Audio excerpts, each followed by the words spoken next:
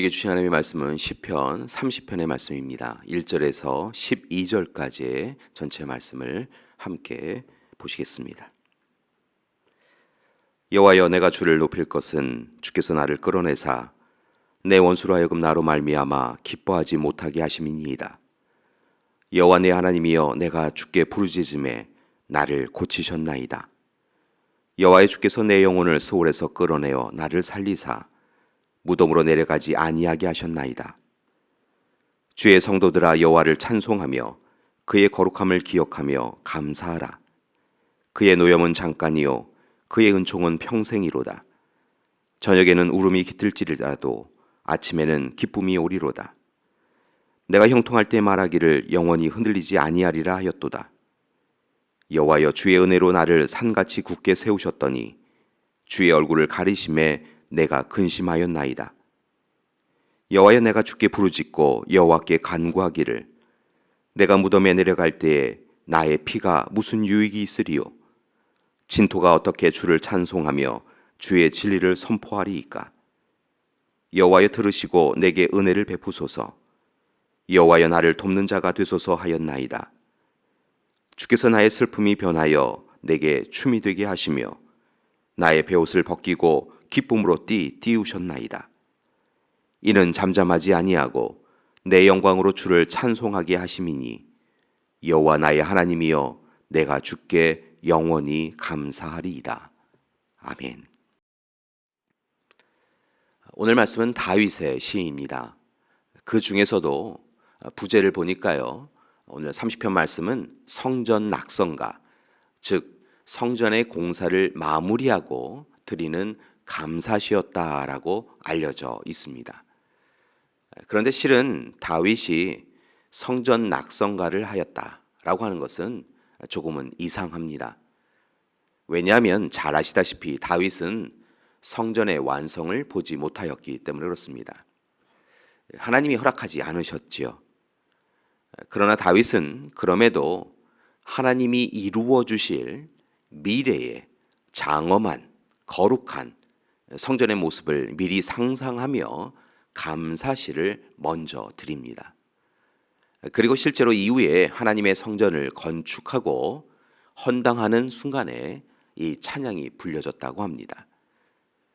특별히 이 시편 30편이 이스라엘 백성들에게 익숙한 것은 이후에 마카비 왕조가 독립운동을 하였을 때에 이스라엘 백성들이 예루살렘 성전을 회복한 것을 기념하여 지키는 절기인 한옥하에 대표적으로 낭송되는 시이기 때문입니다. 이처럼 시편 30편은 다윗이 하나님께 미리 드리는 성전 낙성가 그리고 감사 시였습니다. 그런데 실은 시편 30편은 성전에 대한 감사 시일 뿐만이 아니라 또한 다윗 자신의 삶에 함께 하신 하나님께 대한 개인적인 감사의 시이기도 합니다. 즉 무수히 많은 시간, 힘겹고 어려운 시간을 보내었고 또한 시편 30편을 쓰는 시간에도 아픔과 상처의 시간을 보내고 있는 다윗이 하나님을 향하여 계속하여 변함없는 감사를 드리고 있습니다. 실제로 시편 30편의 말씀을 보면 다윗은 현재 매우 위중하고 힘겨운 시간을 보내고 있었습니다. 이전의 말씀을 보니까요, 내가 부르짖음에 나를 고치셨나이다. 3절에 보면 내 영혼을 스올에서 끌어내어 나를 살리사 무덤으로 내려가지 아니하게 하셨나이다. 5절에는 저녁에 생명이 위급하여 울음이 깃들었다라고 이야기하고 있고 11절의 말씀을 보면 베옷을 언급하며 죽음에 직면하였던 적이 있음을 서술하고 있습니다. 그러나 분명 위기의 시간, 힘겨운 시간이 있었음에도 불구하고 여러 가지 생명의 위협 가운데서도 다윗은 하나님의 은혜로 질병에서 고침을 받았고 그렇기에 이제 하나님을 향하여 감사의 고백을 하며 하나님의 거룩한 이름을 찬양하고 있는 것입니다. 자신의 삶의 전부를 책임져 주시고 이끌어 주시는 하나님 앞에 모든 일에 대하여 모든 순간에 대하여 하나님 앞에 감사드립니다라고 이야기하고 있는 것이지요.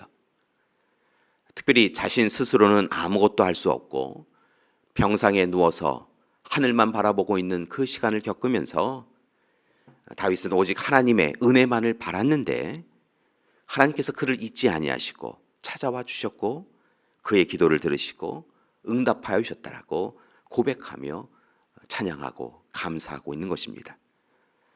그런 점에서 보면 다윗은 분명 복받은 사람입니다.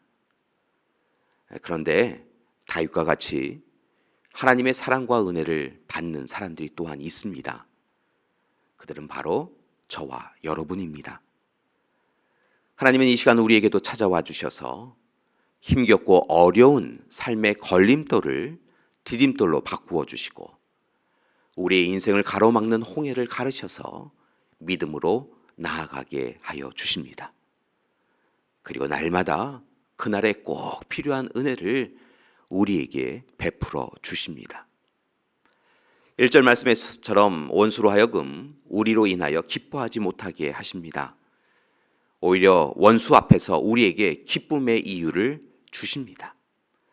5절의 말씀처럼 하나님의 노여움은 잠깐이고 하나님의 은총은 영원할 줄 믿습니다.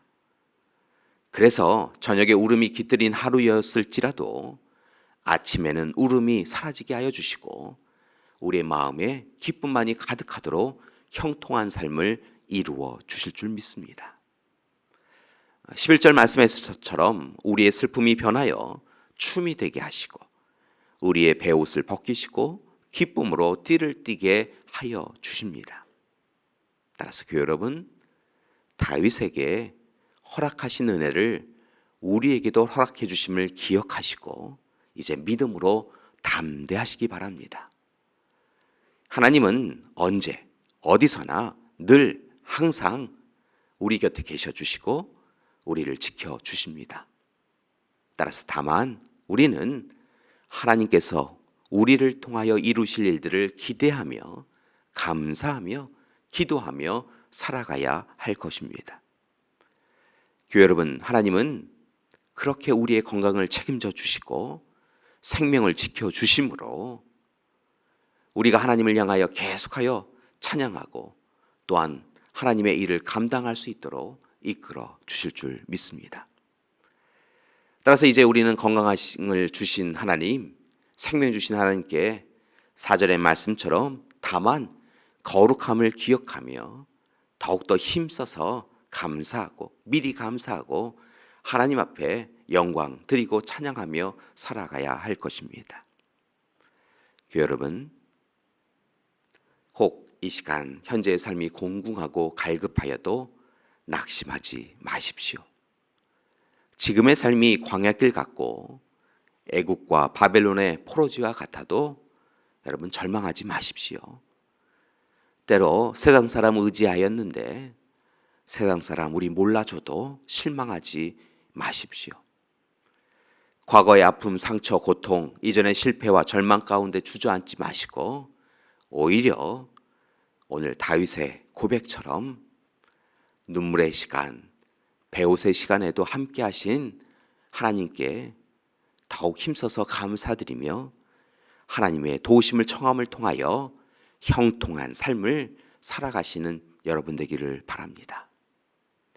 예수 그리스도의 이름으로 일어나 걸으시기 바랍니다. 하나님은 우리와 함께 하십니다. 이기게 하여 주실 줄 믿습니다. 따라서 오직 하나님을 찬양하며 미리 이기게 하시고 승리하게 하시는 하나님 앞에 감사하며 살아가기 원합니다.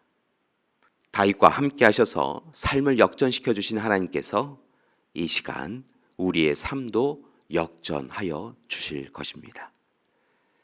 바라기는 오늘 다윗처럼 믿음의 가족들이 우리를 고치시고 살리시고 슬픔에서 기쁨으로 삶을 역전시켜 주시는 하나님을 꼭 만나시는 그런 하루 되시기를 기도합니다.